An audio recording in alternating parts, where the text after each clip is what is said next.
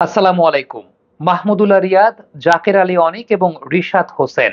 T twenty ক্রিকেটে যদি শেষের দিকে মিডল অর্ডার বা লোয়ার মিডল অর্ডারে এই ব্যাটাররা থাকেন, এটাই এখন পর্যন্ত টি-টোয়েন্টিতে বাংলাদেশের সবচাইতে সেরা ফিনিশিং লাইন আপ কিনা।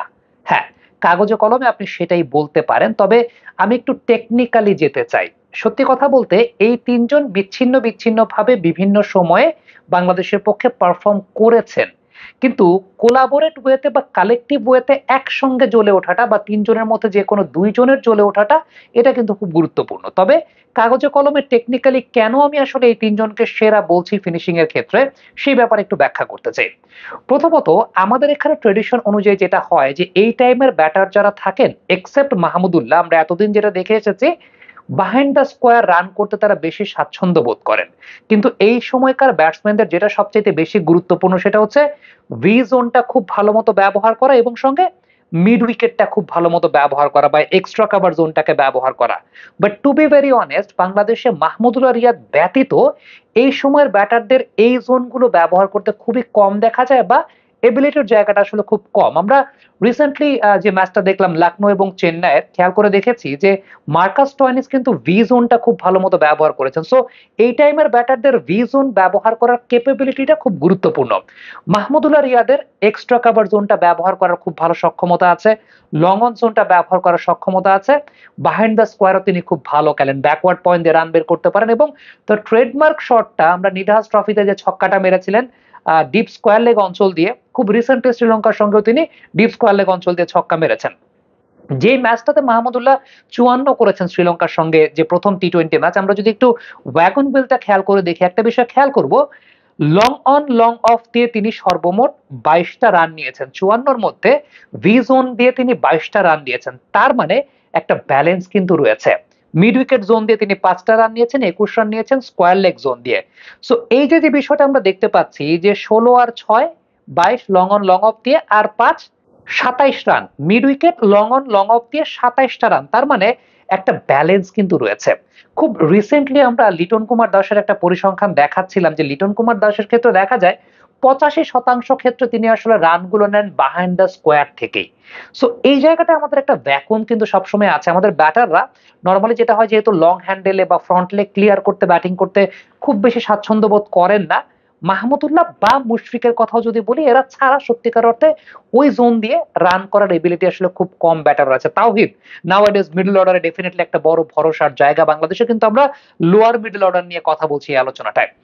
জাকের আলী অনেক ডেফিনিটলি লং হ্যান্ডেলে ব্যাটিং করতে পারেন। যে ম্যাচটা তিনি ভালো খেলেছেন শ্রীলঙ্কার সঙ্গে, ওই ম্যাচটাতে ডিপ স্কোয়ার লেগ অঞ্চল দিয়ে ৪টা ছক্কা তিনি মেরেছেন।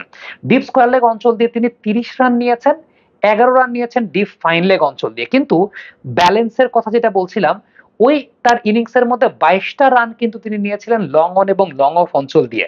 লং অন অঞ্চল দিয়ে ১০ রান, লং অফ অঞ্চল দিয়ে ১২ রান, মিড উইকেট অঞ্চল দিয়ে আবার ৫ রান। তার মানে ২৭ রান তিনি লং অন লং অফ এবং মিড উইকেট অঞ্চল দিয়ে নিয়েছেন। তার মানে তার ব্যাটিং এর মধ্যেও কিন্তু এক ধরনের ব্যালেন্স আছে।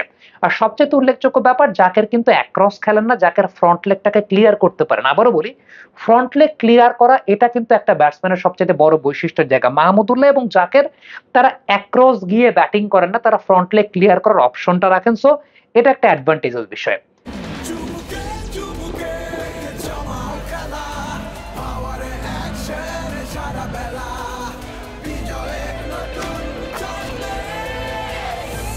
পাওয়ার চুমুকে অ্যাকশন। রিশাদ লাস্ট যে ওয়ানডে ম্যাচটাতে ভালো পারফর্ম করেছেন, আমরা একটু ওই ম্যাচের ওয়াগন হুইলটা দেখি আপনাদের। মিড উইকেট অঞ্চল দিয়ে রিশাদ ২১ রান নিয়েছেন, লং অন অঞ্চল দিয়ে ১৫ রান নিয়েছেন, লং অফ অঞ্চল দিয়ে নিয়েছেন ১ রান, ৪ রান নিয়েছেন তিনি কাভার অঞ্চল দিয়ে, অর্থাৎ ডিপ কাভার অঞ্চল দিয়ে। সো এই জায়গাটা ১৫ run long on, ১ run long of, অর্থাৎ ১৬ রানটা তিনি ভি জোন দিয়ে নিয়েছেন।